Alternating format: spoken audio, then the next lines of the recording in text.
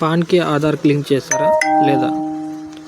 మనకు డిసెంబర్ 31 వరకు మాత్రమే దీనికి గడువు ఇవ్వడం జరిగింది. ఈలోగా మనం పాన్కి ఆధార్ కార్డ్ లింక్ చేయకపోతే మనకు పాన్ కార్డ్ అనేది రద్దు అయిపోతుంది. దీనికోసం మనం ఈ ఫైలింగ్ మనకి ఇన్కమ్ ట్యాక్స్ పోర్టల్ ఉంటుంది కదా, దానిలోకి వెళ్ళి లింక్ ఆధార్ అనే ఆప్షన్ కింద క్లిక్ చేసి ఓటీపీ ఎంటర్ చేయాల్సి ఉంటుంది. ఫీజు పే చేశాక మళ్ళీ లింక్ ఆధార్లో డీటెయిల్స్ ఓటీపీ వెరిఫై చేస్తే పాన్ ఆధార్ లింక్ అయిపోతుంది. కాగా మనకు 2017 జూలైకి ముందు పాన్ను యాక్టివ్ చేసుకోవాలంటే, అంటే 2017 జూలైకి ముందు ఉన్న పాన్ డియాక్టివేట్ అయ్యి ఉంటే దాన్ని మళ్ళీ యాక్టివ్ చేసుకోవాలనుకునే వాళ్ళకి 1000 రూపీస్ ఫైన్ అనేది చెల్లించి యాక్టివ్ చేసుకోవచ్చు.